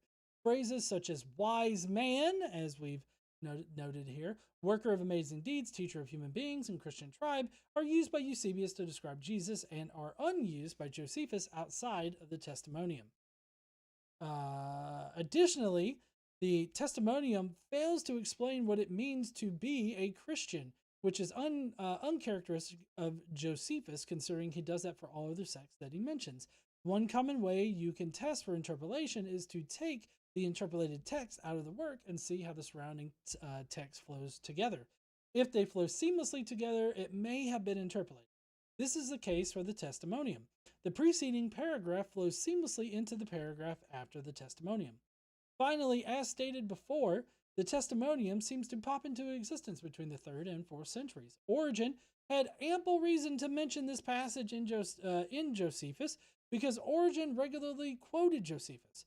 No other pagan or Christian scholar seems to even know this passage in Josephus exists until Eusebius quotes it in the 4th century. Normally, just because someone doesn't talk about it doesn't mean it doesn't exist, except when there's ample reason for authors and historians to reference such a passage if it were to exist. This mountain of evidence directly points to the conclusion that either Eusebius or his predecessor, Pamphilus, inserted the Testimonium into Josephus's work using the Gospel of Luke's Emmaus Road story as a skeletal framework for the passage, "Get fucked, Metatron." I wrote this many years ago. But that's just my way of establishing how well supported it is outside of mythicism, outside of mythicist authors, and in the realm of New Testament scholarship, that this reference in the Testimonium is just totally fucking bunk. But he's got responses to everybody that I listed. Because, as we said before, no one questioned the historicity of Jesus in period, so there would be no need to try and strengthen his historicity. If anything, they would want to preach his divinity. That makes contextual sense within this period. Now, in reality, even though it's very likely that Josephus' original work was indeed interpolated, as we explained, and that is indeed the position of my team and I, the most probable and honest interpretation is that the original core was authentic. However, this is fabricating a source, right? Because what he's saying is that, well, we only have this highly Christianized version, but because that doesn't work with either our hypothesis or with what the text actually says compared to who Josephus was, then there must be some pre-interpolated version that sounds more like Josephus. So what we're going to do is we're going to change what Josephus says to make it fit with our hypothesis about what Josephus wrote. You notice a theme going on here? Honey, do you notice a theme? He changes what the actual evidence is in order to make his argument make sense. That's not how shit should work. That's not how any kind of honest investigation into the matter should ever happen. But this is clearly just a logical connection, and it's not enough to demonstrate that the rest of the testimony is real. But it doesn't matter, because we have something else. You see, the proof of its original core and what it actually said came with the 1971 publication by Professor Shlomo Pines of a different version of 1971! It sounds like that woman on TikTok that goes, "Why in the world?" This is Carol. "Why in the world are you using something from when I was born?" I don't know if anybody's seen that woman on TikTok. She's hilarious. The Testimonium, emerging from the book of the title, a work in Arabic by Melkit Bishop Agapius, written in the 10th century AD. Agapius, who cites Josephus, reports the same testimonium, but this time it is indeed missing those sections we think were later additions by Christian monks, giving us a fantastic opportunity to spot the differences. So let's do that. Let's read it. Open quotes. At this time there lived a wise man called Jesus, and his conduct was irreproachable, and he was known as a virtuous man. And many among the Jews and other nations became his disciples. Pilate condemned him to be crucified and die, and those who had become his disciples did not abandon their loyalty to him. They reported that he had appeared to them 3 days after his crucifixion, and that he was alive. Consequently, they believed that he was the Messiah, of whom the prophets had told wonders. Close quotes. In light of Agapius' source, it can be affirmed that the Testimonium Flavianum was present indeed in the original text of Jewish Antiquities, albeit in a different form from what has been transmitted to us, the I'm sorry, did he just use a 10th century source in order to verify a supposed 1st century reporting of it? Christian monks, as we were saying, added sections to strengthen the concept of his divinity, but they were not trying to confirm his historicity, which was never in question, whether by Christians, pagans, Jews, or Muslims. No one questioned his historicity in period. The Arabic citation is much closer to what must have been Josephus' original text. Moreover, and this is really the frosting on the cake, it's appropriate to remember that Jesus is mentioned on another passage of Jewish Antiquities 29:1. Now, for context, this passage speaks specifically about the condemnation by stoning by the Sanhedrin, presided by a Sadducean high priest by the name of Ananus, of a certain, open quotes, brother of Jesus who was called Christ, whose name was James. So this particular passage right here, just to give my response to it up front, I think it's pretty well established by Richard Carrier that this is an interpolation. The scholarship on this is actually starting to lean towards Carrier's interpretation of this. And what Carrier has noticed is that who was called Christ seems more like a marginal note than something that would have actually been written. It doesn't make sense for Josephus to actually mention Christ here because he doesn't mention it anywhere else, and he doesn't explain to his audience what a Christ is, and he doesn't point his audience back to the testimonium if it ever was there. And so it doesn't make a lot of sense for Josephus to have it in this section here. If instead of saying the brother of Jesus who was called Christ, it said something about Jesus being the son of Damnius, it would make a lot more sense because later on this Jesus, son of Damnius, is actually put into the position of James who was stoned. And if you want to say that this James who was stoned or whatnot was the brother of Jesus, the same one that's mentioned in 1 Galatians, you're going to have a lot of problems because the way that James dies in this particular passage is different than the way that James supposedly dies in the biblical tradition. So there's a lot of problems if you're going to try to square up this passage with what the scriptures actually say. So it doesn't make a lot of sense essentially to have who was called Christ there. It seems like an accidental interpolation by a later scribe that took a marginal note and thought that, oh, somebody made a mistake and we're going to fix it now by inserting this in here.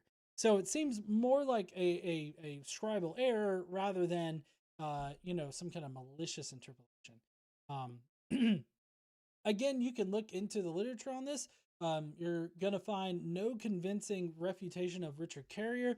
And the only other thing that you'll find is, affirming Carrier's position on it.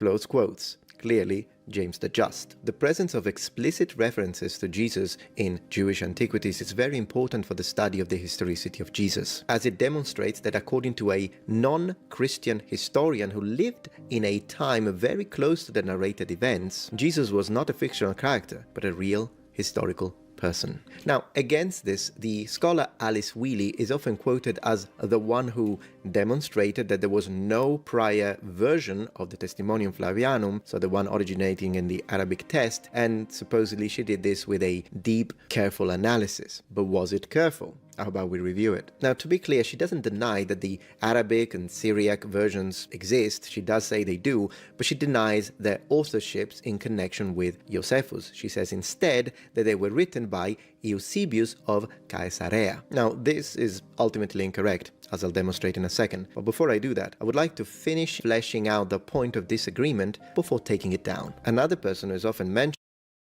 Okay, I'd really love for him to not ADHD his way around this and just present like the one thing. I mean, I sympathize with the ADHD wanting to hit everything all at once and then trying to remember to come back. But in any case, he says that that Wheelie is ultimately incorrect and that she did not do a careful analysis.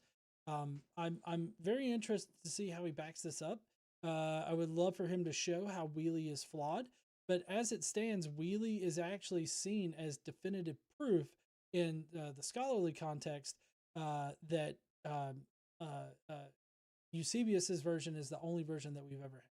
So he's got a massive hill to climb up, and I'm not sure if he's gonna be able to do it in the 2.5 minutes he has left. Is Paul Hopper, who has done a grammatical analysis of the text, coming to the conclusion that the writing style in the Testimonium Flavianum is in fact different from what is normally used by Josephus. He states that Josephus uses verbs differently, the structure is different, and therefore Josephus did not write the passage, and he agrees with Wheelie on the matter. Finally, G.J. Goldberg, who has also examined the passage, argues that it was plagiarized and formed based on the story of a mass contained in the Gospel of Luke. Ken Olson and Louis Feldman also believe that a Christian like Eusebius is the author of the Testimonium Flavianum and not Josephus. So, to summarize, there are 5 authors here, 5 scholars that believe that Josephus was not the original author and that the Testimonium Flavianum is not authentic. Right. None of them are mythicists. None of them are. So, kind of interesting that blows your entire shtick out of the fucking water. And they're all incorrect. First, the points that Olson advances to postulate Eusebius' authorship of the Testimonium Flavianum are fallacious. 1. According to Olson, the phrase wise man present in the Testimonium is characteristic of Eusebius. He uses this to argue that Josephus didn't write the passage, but Eusebius did. And in order to strengthen this, he uses the expression used by Eusebius, open quotes, a magician or sorcerer rather than a wise man, close quotes, to connect it to the usage of the expression wise man. Similarly, Olson treats this phrase in Greek, paradoxical works, which is present in the Testimonium, as evidence once again of Eusebius' contamination, because it recurs in his writings. Now, we have already addressed that wise man as a possible reference to Jesus is present in Mara bar-Serapion. Yeah, the much later document, as we've already covered, that uses Christian Gospels and like Christian writings, Christian understandings in order to generate it. So like, yeah, this is still just circular reasoning using Christian sources to validate Christian sources, which they completely ignored. Nonetheless, and this is something they will not tell you when they try that would be the fallacy of false relevance, right? bar-Serapion is not relevant.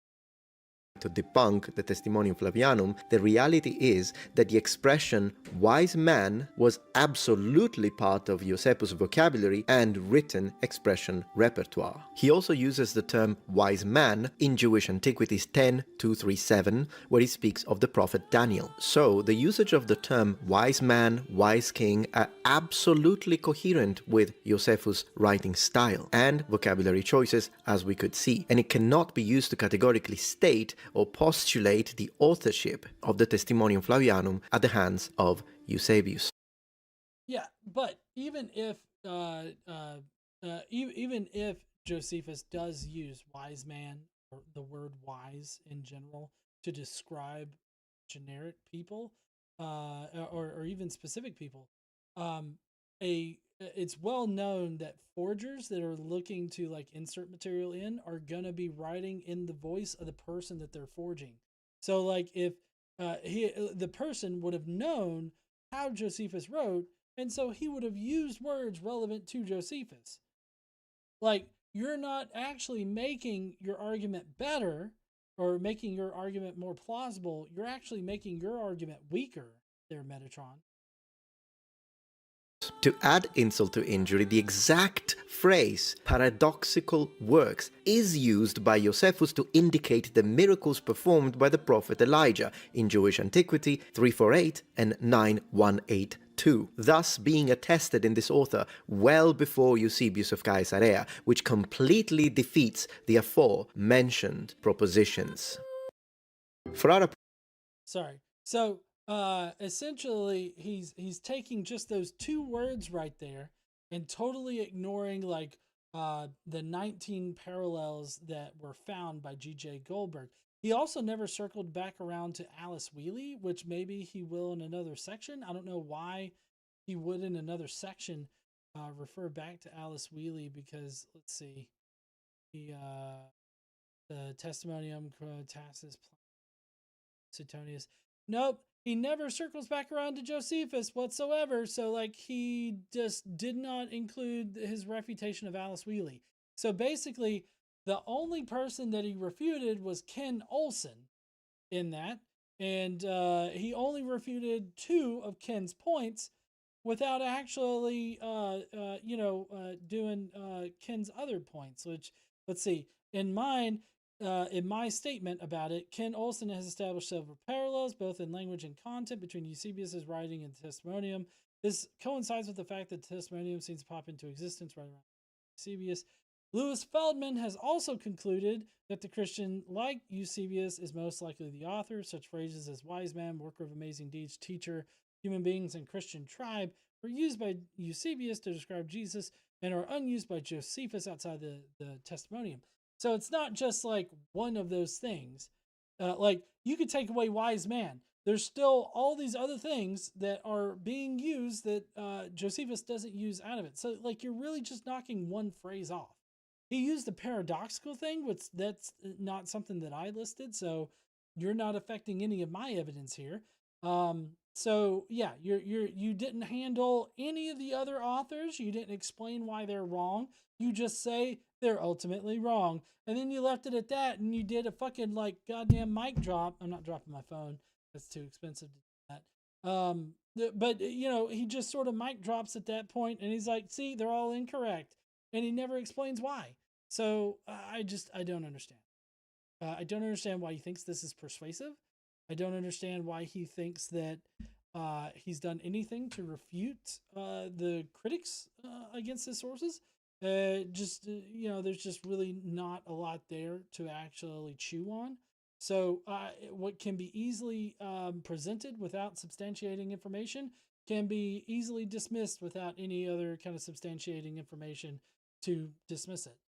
If you don't want me to dismiss it out of hand, then produce shit for me to actually have to deal with instead of whatever in the fuck that was. So anyways, that's going to be it for Metatron tonight. I hope that you guys enjoyed it. I know I didn't. I enjoyed going through it, but I hope that you guys enjoyed the stream tonight. If you will, please go down below. Let me know what you think. Do you think that Metatron successfully navigated those sources? Do you think that those sources actually prove that Jesus existed in history, that they provide independent information about Jesus? Let me know down below in the comments. And while you're down there, why don't you smash that like button and subscribe if you like this kind of content. And don't forget to stand up and use your voice. Bye, heathens. But don't go, because we got the Skeptic Mafia. We got to get to the Skeptic Mafia. Skeptic Mafia. Mafia now. We're gonna read those comments now. It doesn't look like there's any comments. Okay. This was a quick ask tonight. Yeah, directly on the video that I posted as opposed to the other thing, but it was still just limited lights comments, which I'm gonna read them. I'm not forgetting you there, limited light. I know I did that once before.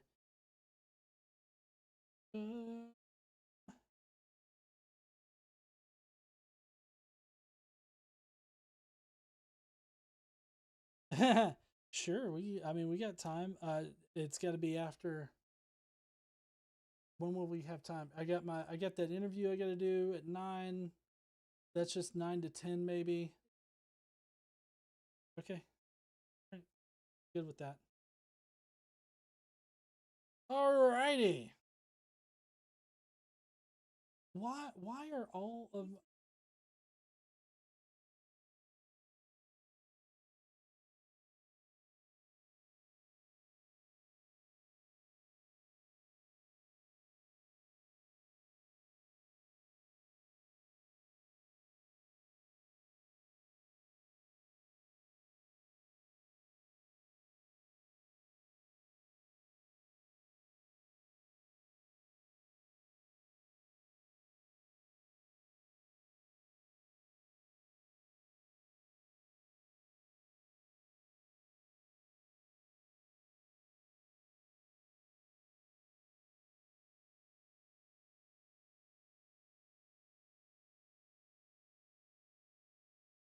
yeah,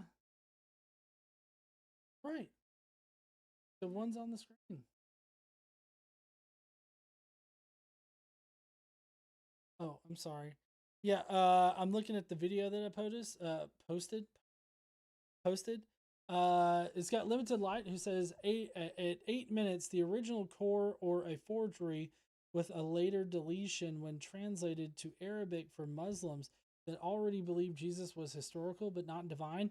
Yeah, exactly. And then 3, Parallelomania. I'm not exactly sure which one is Parallelomania at minutes. Hold on.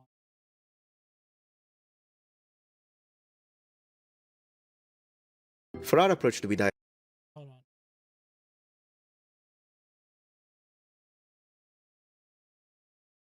I will, of course, demonstrate this with actual textual parallelism on section 5. So the next section. However, Oh, parallelomania. Yeah, instead of parallelism. Yeah, I think that he probably meant parallelomania as opposed to parallelism. Because that would be, I feel like parallelism would be on my end. I don't know. Anyways, yeah, I agree. But that's it for the comments. Thank you guys so much for the comments. I appreciate you. I definitely appreciate the Skeptic Mafia. You guys are awesome. Yeah. So I know that tonight was pretty small. We got a pretty close-knit group tonight. I really appreciate everybody stopping by, like Limited Light, obviously, which Limited Light, I've got our interview about the Gen X video or Gen Z video downloaded. I just got to get that put up. Oh,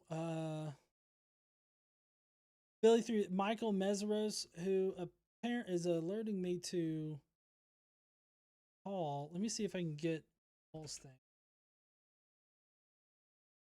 9. 3 minutes. Okay. Yep. All right. I have the redirect. It's redirect instead of redirecting to my shit. I'm a good community sponsor here, and I'm gonna have everybody go on over to Paul's stuff. All 26 of you. Make sure if you get sent over there and you want to stay for Paul's live stream, which he does a great live stream, definitely put hashtag GE gang, I guess, in there. And he'll not know what in the fuck that means, but you know, he might. But anyways, yeah, so that's all we're doing tonight. I hope that you'll join me on Sunday. I'm on the line with Matt at 2 p.m. If you want to talk with me about, you know, my Metatron analysis here, I would love to talk to you about it. You know, I know that people disagree with me on mythicism, so I always love hearing people's disagreements with me on mythicism.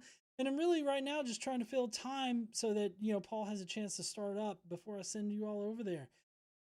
Yes, Eric, Mishima, we are raiding Paul as soon as it hits 9 p.m. Central, 10 p.m. Eastern.